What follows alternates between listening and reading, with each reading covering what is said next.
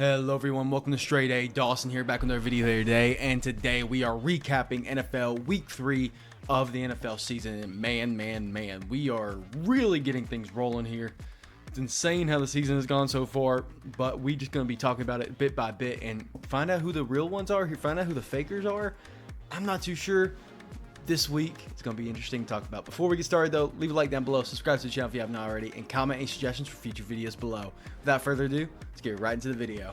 So of course, the Monday night games have just finished up just a couple hours ago, so it is pretty late for me, but don't worry about it.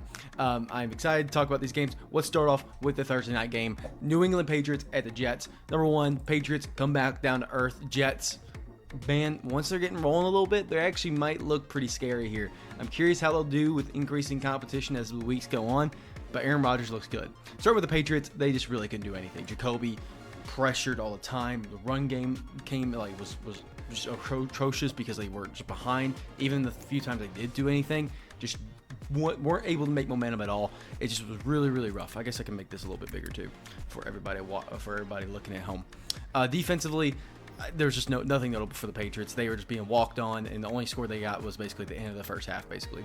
Aaron Rodgers, though, I mean, I know it's against the Patriots, but the Patriots defense this year has not been bad, so got to give him some credit here. Rodgers was marching down the field, commanding everything down. It was insane. Braylon Allen out-carried Breece Hall today, but Breece Hall still got majority of carries. So we'll see how this committee does, but these two are just lightning and lightning. So we have lightning and thunder with David Montgomery and Jahmyr Gibbs. This is just pure lightning with both these guys. Exciting to watch them. So we'll see how the run game actually continues on. And you would think that Garrett Wilson would be a very important part of this matchup. Actually, Alan Lazard and Tyler Conklin were the really essential parts of the one. Tyler Conklin got a lot of volume. Alan Lazard got a lot of end zone looks. Mike Williams slowly coming back into the game. So I don't know if Mike Williams or Alan Lazard will end up being on top, but good to see him back. Garrett Wilson also saw the end zone, so he was still involved. But you would think he would be more involved as the clear number one guy for Aaron Rodgers. Either way, not too bad. Defense, sacks galore on Jacoby Brissett. It was 8 sacks or something like that, 6 sacks, something like that. Jets, really good team. I'm very excited to see what they do going forward. Giants and Browns, not very interesting game at all. It was just Daniel Jones outperforming Deshaun Watson, which is kind of crazy to say. Both of them didn't do bad. I've seen a lot of this sentiment of Daniel Jones and Deshaun Watson not going to be the starters for the rest of the season. At the rate they're going, both of them will complete the season. The only case Deshaun Watson has that he won't be is if the legal allegations go through and he's ends up having to sit out. I think he'll be the starter for the rest of the season, and at that point they'll move on. I just cannot see them moving on from Deshaun Watson middle of the season because he's doing almost suitable things. Unfortunately, it's just not great things. We'll talk about it here in a second. Daniel Jones looked decently good, but Browns defense, which is it's getting weaker and weaker as time goes on. The defensive line's great. The secondary, though, is getting cooked, and it's pretty bad when Daniel Jones is throwing over you. Again, defensive line even let Devin Singletary through, which I like Devin Singletary. I think he's good, but he's about half of what Saquon was. And this is still very impressive numbers against what was supposed to be one of the better defensive lines in the league. Either way, Malik Neighbors going insane. I don't know if it's Daniel Jones and Malik Neighbors' connection or if it's just Malik Neighbors being so good he makes Daniel Jones look great. But man, it's crazy. Wan'Dale gets a lot of volume, a lot of volume plays. Devin Singletary is still involved in the receiving game, so Tyron Tracy isn't going to be taking that work from him.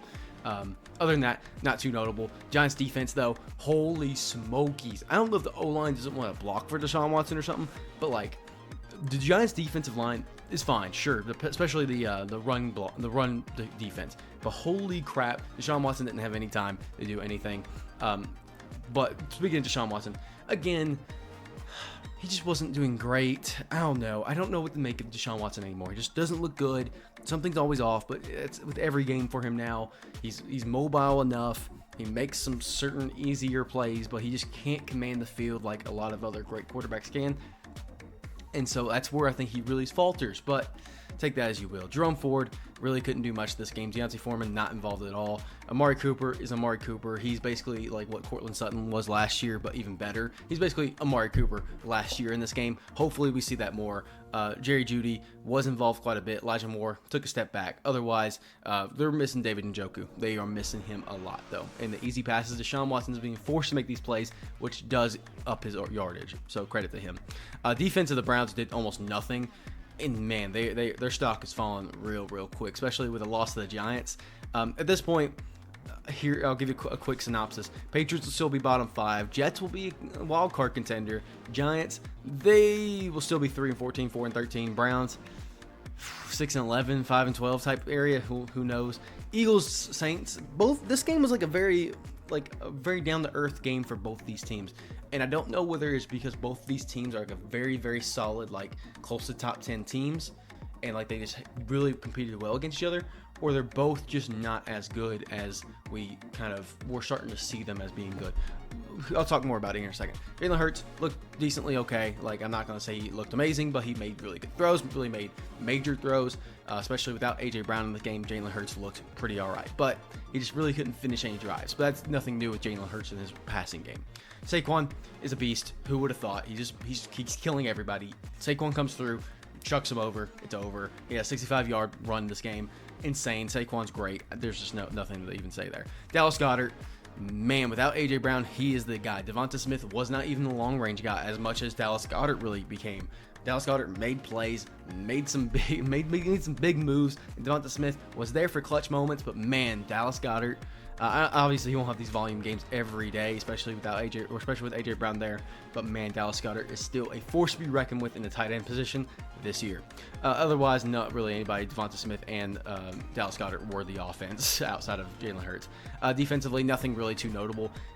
At this point, when I say not notable, it's just basically not many sacks, not many interceptions, and really it was either just run stops or they just basically deflected passes. Nothing too special. Derek Carr definitely brought down the earth this game. He just could not complete passes, and even in that case, they really leaned on the run game at some point, and it worked and didn't work. Like, would work for about half the drive, and then it would get stopped. A lot of field goals this game is really the moral of the story. I shouldn't say a lot of field goals, but there was a decent amount of field goals compared to not. Anyway, Alvin Kamara, still pretty good workhorse guy, especially in the receiving game. Very good. Chris Olave, a lot more involved. Very good to see him back in the game. He's just a very good 15-20 yard receiver, and he fulfilled that purpose greatly in this game. I think we'll see the Saints lean on that more and more when they aren't just obliterating teams out of existence, which I don't think they will continue to do that. I think there will be a fine middle ground that they will find. Rashid Shaheed really not that found in the game at all, by the way. I know he got a couple targets, but I don't know how many. Saints defense, though, was a little bit notable. Jalen Hurts was pressured quite a bit. The secondary for the Saints was a little bit more lackluster this game, but the Saints defense in general was keeping a very usually explosive Eagles offense in check, at least for the most part. And I say that as one tight end has 170 yards and the running back has 140. I guess the Saints just capitalized at very good moments is really what I'd say. It seems like when Saquon got things rolling or when Dallas Goedert got things rolling, the Saints really were able to capitalize around that momentum and stop it before it got too out of control. So it wasn't like a high-scoring game or things were finishing off, stuff like that. So Saints are coaching-wise, are one of the best coach teams in the league right now, and that's saying something with Dennis Allen. That would not do very well this year. I got to give him some credit here. So we'll see how the Saints actually end up. But Saints could be a sneaky wild card team. Eagles will be a top team in the but probably a wild card as well. Well, maybe they could win the division. Down the earth game for the Texans, I'll tell you that. And the Vikings, are they real? Are they actually like a good team this year without like a quarterback of some sort, without J.J. McCarthy? It almost kind of makes me think that the Vikings with J.J. McCarthy would have been like the Panthers were without Andy Dalton. But then they brought Andy Dalton in, now they bring Sam Darnold. It's crazy. Whatever. This wasn't the best Texans game in the world. C.J. Stroud didn't look good. The run game, obviously, without Mixon, was not anything existing. Stephon Diggs made some very crucial plays. Everybody else was just trying to get volume plays because they just were playing from behind very quickly. So Stephon Diggs was like the workhorse. Everybody else was trying to get some playmakers going out there. Didn't really work out. Texans defense was good in the defensive line. Really let Sam Darnold cook in the secondary, though. It was just really insane. Sam Darnold did have a little bit of pressure, but for the most part, he had a lot of time.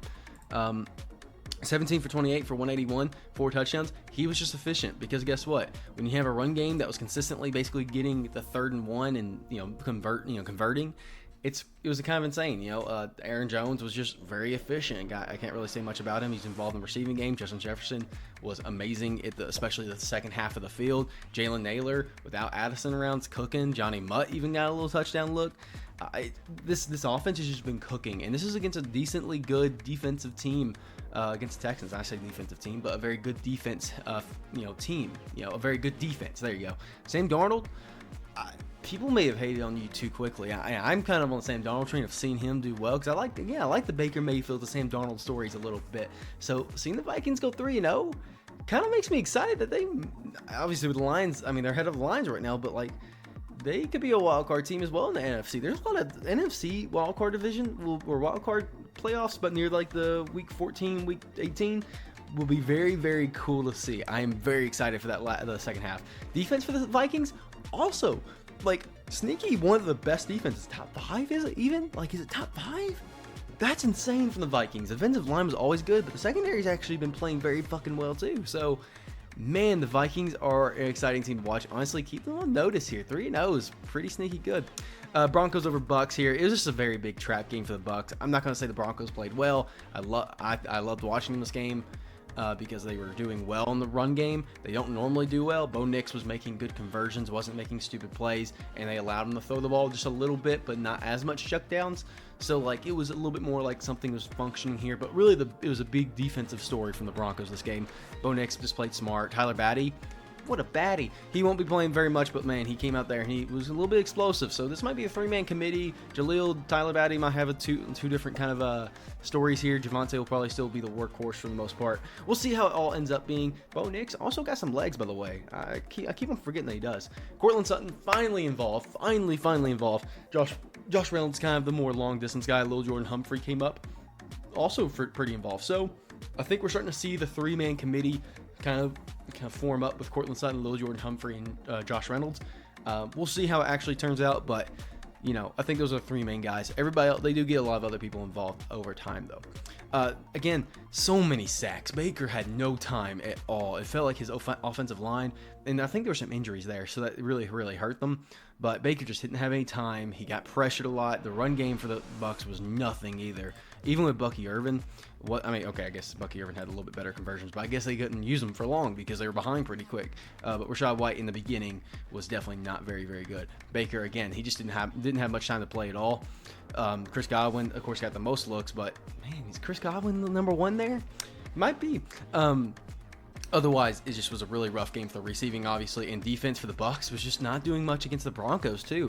It wasn't even, I don't even want to say the Broncos' offensive line was doing anything. Just Bo Nix and the team was getting the ball off very, very quickly, and the run game was just very efficient and very smart. So, good on the Broncos. They'll still be a roughly 7-10 team. Bucs, they'll be the niche wild card. Again, another NFC wild card team. Speaking of another NFC wild card team, the Packers, without Jordan Love, have picked up 2 wins. This is a great lift up to the stock. Malik Willis, again, does not look good. Let's clarify that. He's playing the role he needs to for this team to win, and that's the important part here. Again, 13 for 19, 202, 1 touchdown. Fine, it was efficient enough. But man, that boy got some legs too. Titans, you let this guy go. This is a revenge game. He got 2 touchdowns on you. Oh my gosh, I love seeing the Titans get fucking gobble smacked. Josh Jacobs not very efficient here. Emmanuel Wilson, though, came in for some loads, and he was pretty good. He was pretty all right. So it was awesome to see a different running back in that system. Then we had Christian Watson with 1 really long reception. Ben is really mad about that, so don't bring it up to him. Jaden Reed, though, still the clear number 1. Everybody else just overtime. Packers defense, though, that's how you play some defense. This is a great defensive league. I mean, this is just like clear games from great teams showcasing their great offenses and defenses.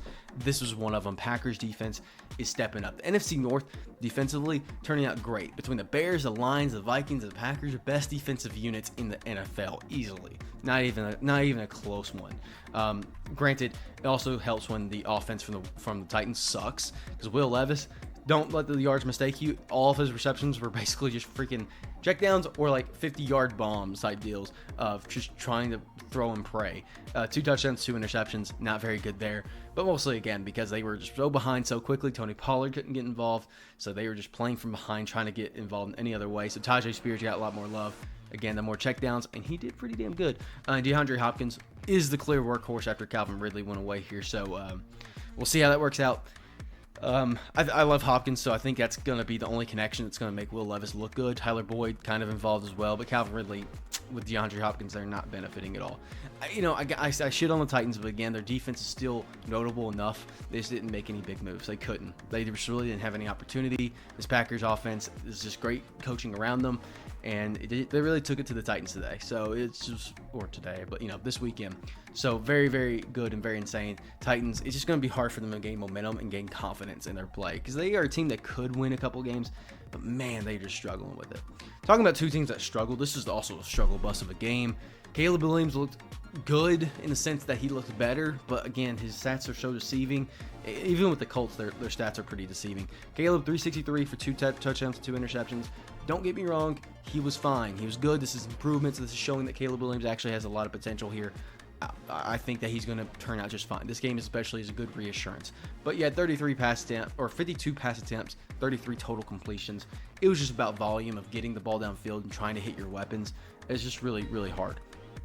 Swift might be replaced by Roschon Johnson. He was way more efficient than him. Swift may be seeing the end of his days. Khalil Herbert's maybe the second down back or third down back and goal line carrier. So we'll see how that dynamic really turns out. But Roschon Johnson might be the guy there. Rome Odunze, man, he looked good for the few plays he did get. Cole Kmet, though, back into this offense, though, especially DJ Moore taking not DJ Moore, especially with Keenan Allen taking a step back. These 3 ate a lot. So it was great to see that all 3 of them got involved. Likely, though, Cole Kmet will take a step back, more the Rome Odunze role. DJ Moore will get the volume again, and Rome Odunze will turn out a little bit higher than Cole Kmet or something like that, as long as Keenan Allen's out. But great split from the receivers here. Defensively, again, pretty damn good. The stats don't show it, but the Bears defense were pretty cooking this game. Anthony Richardson, this is not the stat line that was not impressive. I thought there was a rusher that was pretty impressive for another reason. No, it was not. Either way, the offense did not win this game. Now this is all kind of coming together. Anthony Richardson, not great. He's just, man, Jaden Daniels is looking way better than Anthony Richardson right now. It's insane. He just sloppy throws. He throws bigger passes. He tries to convert those, and it just does not turn out good about 3/4 of the time. Jonathan Taylor is carrying this team on his back. Trey Sermon's getting involved a little bit on the goal line. Alec Pierce. I mean, again, all these passes are basically downfield. It's really hard for even Michael Pittman to get involved too much because Alec Pierce is basically the main target for going downfield. But otherwise, Josh Downs got a little involved as well. It's just hard to watch this Colts offense cook. The Colts defense did what they could. They did pretty all right, especially in the secondary. They displayed slow, gritty game against the Bears and just covered the weapons best they could. They just couldn't stop anything or everything. But still, the Colts still won, which is kind of insane. So I don't even really, if you told me like how the Colts won by pure attrition. Like the Bears just made stupid mistakes, stupid things happened here and there, turnovers happened, and they didn't complete drives. That's just really how the Bears lost. Even though on statistics, you should say the Bears won here. But again, as you even see from the scorecard here, they really started throwing the ball in the 3rd and 4th quarter. And they just really couldn't finish it out from there. Or they really couldn't get anything going early on, too. So, we'll see. Chargers, Steelers, another quarterback hurt. Justin Herbert, heal up. I'm not too sure. I didn't see the official injury report. Hopefully, he gets better soon. Otherwise, this Chargers team is going to go down very, very quickly. Again, Justin Herbert didn't look good while he was in there, but that's kind of nothing new for this year. Taylor Heineke did not look good, but I mean, he also only had 2 plays, so granted to that. Dobbins, of course, in this game just couldn't get anything going. Steelers defense is just really too damn good. Lad McConkey was kind of the main guy here. Everybody else just kind of was like a committee. Defensively, I mean, Chargers did what they can, but again, it's more of a Steelers offensive battle anyway, so it's Steelers game the whole time. They were just consistently good. Justin Fields got passes completed, made very little mistakes except for the interception. Najee came in, was efficient enough to get some first downs, get within field goal range, get people touchdowns. Justin Fields was a committee in doing touchdowns there, rushing himself and then passing to Calvin Austin, of course. I thought it was Van Jefferson, but it was Calvin Austin. Otherwise, the Steelers are just playing such smart football.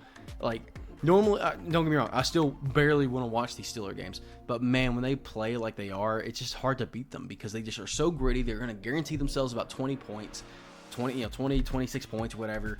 And then, basically make sure you don't get but like 17 or something like that. The Steelers' game plan is just so good. And again, it's about attrition. I mean, 5 sacks right there, and it was a lot more pressures there too. Of course, secondary defense too, burning out the clock. I mean, Steelers had this control the whole game. Steelers will definitely, honestly, they'll probably win the division, to be honest with you, at this rate.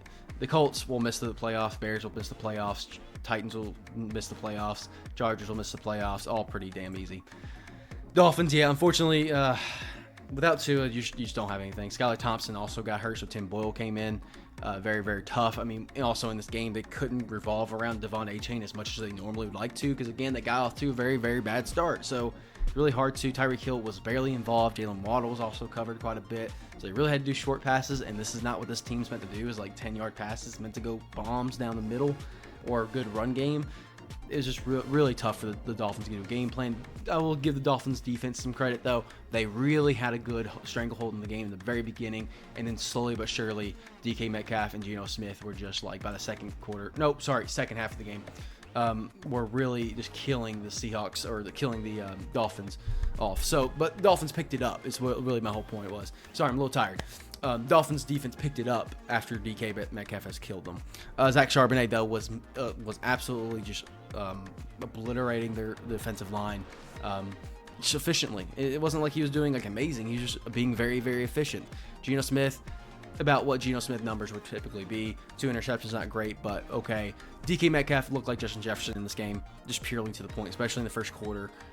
Was absolutely dominating. Tyler Lockett had a very good role in this game. JSN honestly kind of got reverted back, so I don't know where that is going to turn out to be. Lockett and JSN, who knows? We'll see where it ends up being. Seahawks defense, very okay too. I mean, can't give them too much credit, but they're just played smart, scheming around the Dolphins. Scheming around the Dolphins' play style, not very hard when they're not at full force, especially with their quarterback gone. With Tua there, I feel like this could have been a lot more competitive game.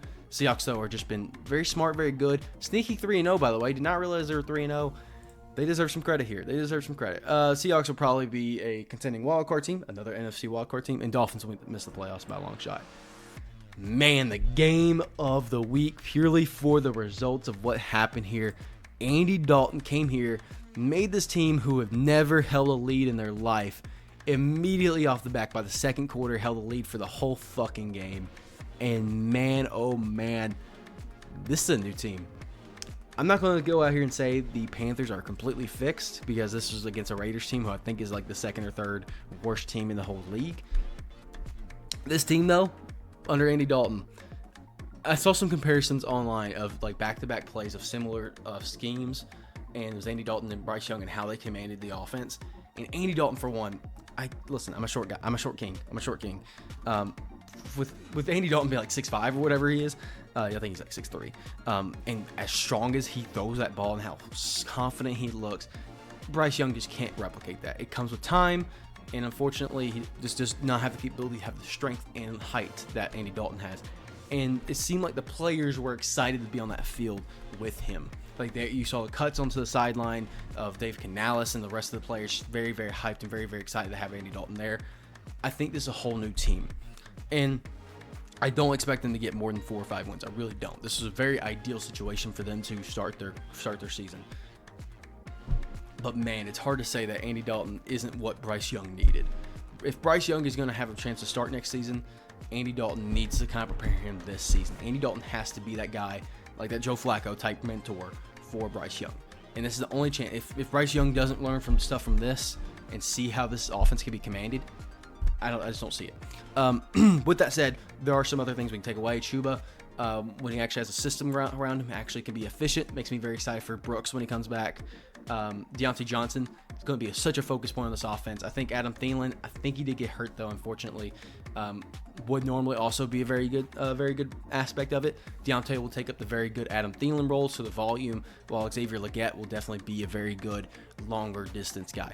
So very good there. Tommy Tremble actually didn't look too bad too in the blocking game, and actually was open quite a few times, but Deontay Johnson was also open. So very curious.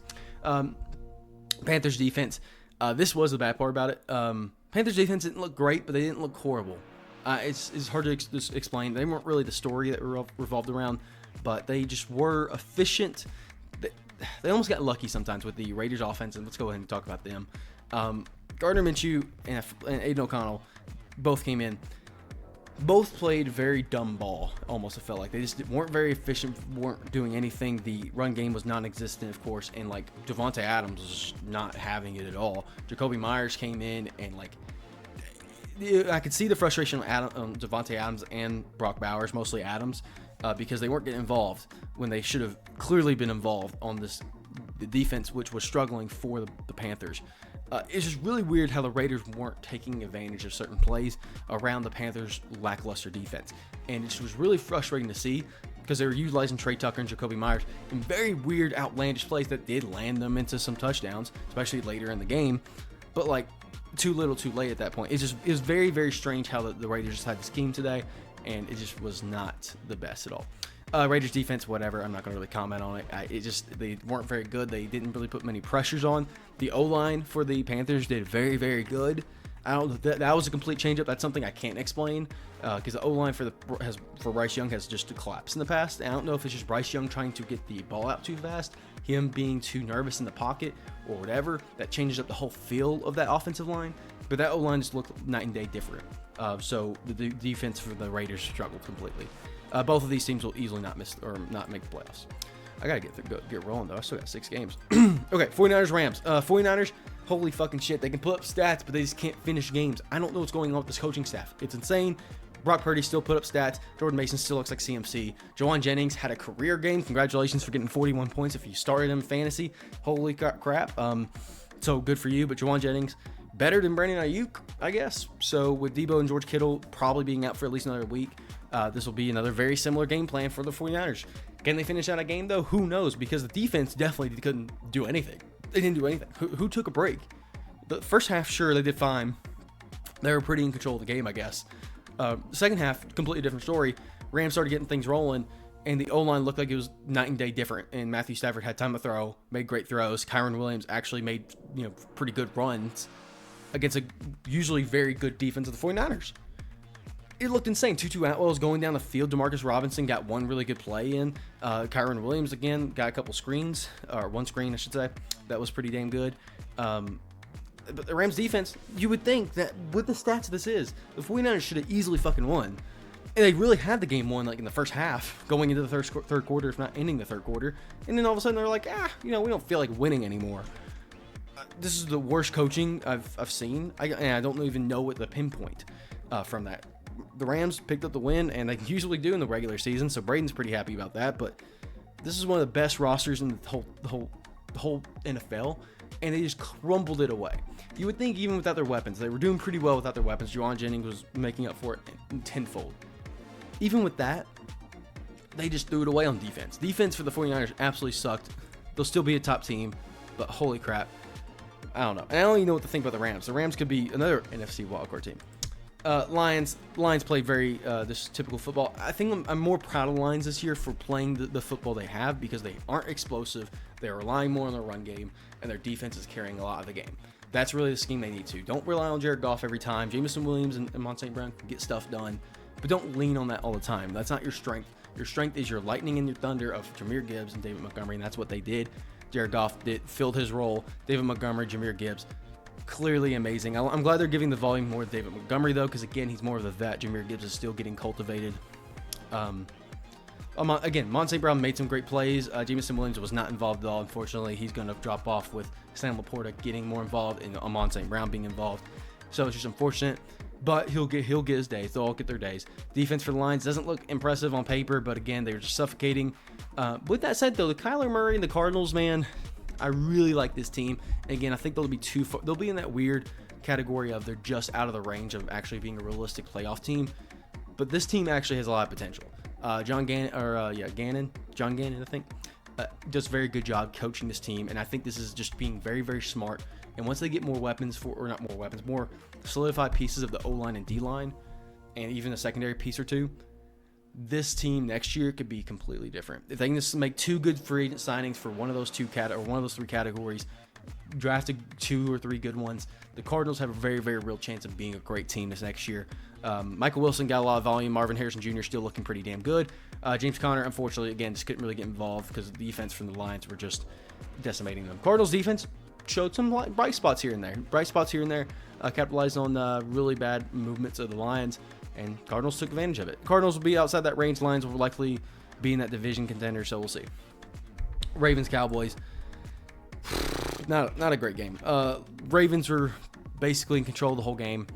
Ravens were just running the ball a whole lot with Derrick Henry, Justice Hill, all that stuff. They were in control. As you see, Lamar Jackson was barely involved. It was Derrick Henry's game to run over the Cowboys defense, which looked horrible. I've just never seen defenses that went from one of the best last season to one of the worst looking this year. Receiving game was kind of just all over the place just because, again, 12 passes. Defense for the Ravens, again, looked pretty good. Even though they only got 2 sacks, they looked damn good. They just stopped the Cowboys at every turn point.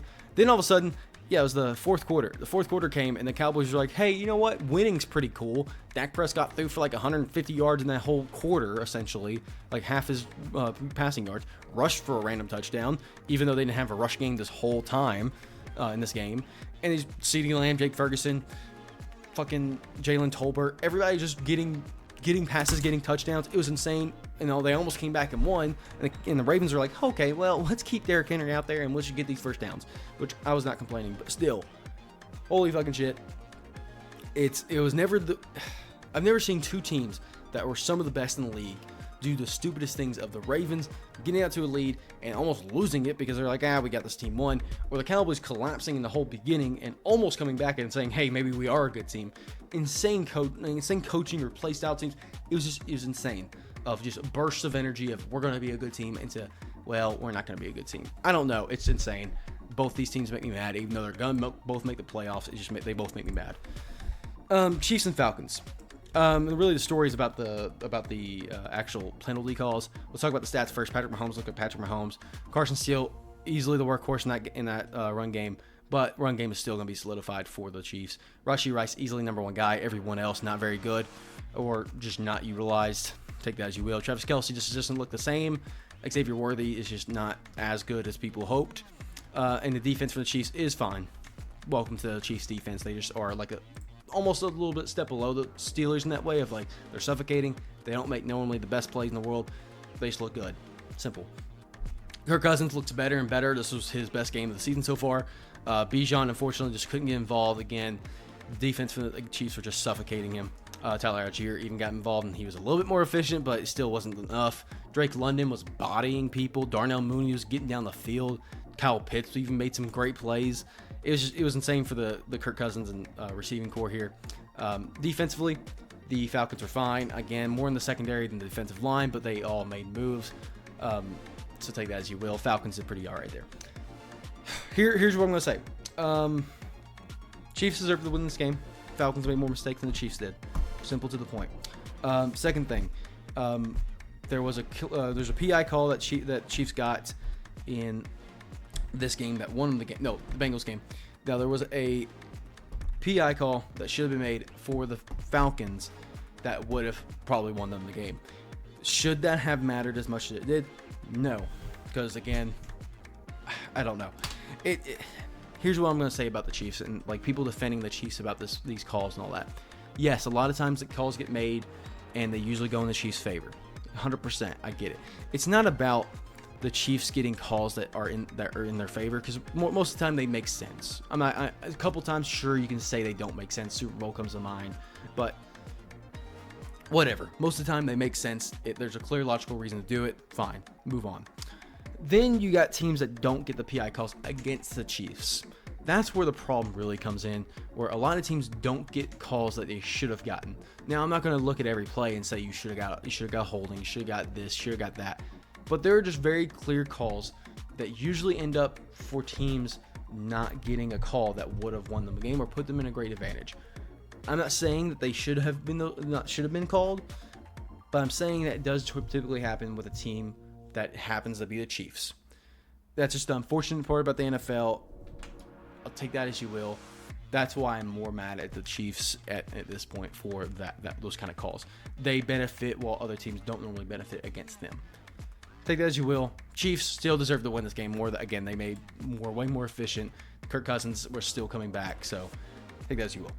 Games we saw earlier today. Well, I guess at this point, yesterday. Jags and Bills. Jags looked horrible. I mean, they actually just looked bad. They just looked straight bad. I mean, I can't even say anything. Trevor Lawrence didn't do good. Travis Etienne, he was kind of efficient, but like they wasn't utilized very often. Heck, at the very end, Mac Jones came in just to see something different. Christian Kirk was more involved. Brian Thomas Jr. was probably one of his more prominent days of being efficient. We'll see how the Jags offense does against a team that isn't obliterating them from the very beginning. That is the hard part, is how do you judge a team that basically was losing from the outset of this game, because they were just coming back from it the whole time, so they were just playing from behind, playing as much as they could. The defense didn't help their case any, though. The defense was non-existent. This was the worst defensive play of the week by far. Bills, I mean, Josh Allen was just launching bombs. I think all 4 touchdowns came before the first half was done, so very, very good and efficient for him. James Cook wasn't even needed for most of the game because, again, it was weird that the cases where they got the third downs and then Josh Allen just had to make plays, or they decided to do a quick, sneaky play that they wanted to do on second down and converted for like 40 yards. It was very efficient, very big plays. Josh Allen's team did very good. Khalil Shakir, hell of a job today. Dalton Kincaid actually more involved, especially in the end zone capabilities. Keon Coleman, don't take a look at that. It's 1 touchdown pass. Defensively, though, Bills are just amazing. I mean, this is the most underrated defense I've seen by a long shot. This defense is so fucking good and so fucking efficient. Easily going to be, honestly, I'd be very surprised at this point if they aren't the number 1 seed. They are looking probably better than the Chiefs, in my opinion. And talk about teams, and this is a really hard case because I think genuinely this game has a reason for me to say that Commanders actually just made a case for themselves to be a playoff team. Because what are they? 1-2, 2-1, sorry, and the Bengals are 0-3. For one, both these teams played a very good offensive game. Where it comes weird is how do I judge them defensively?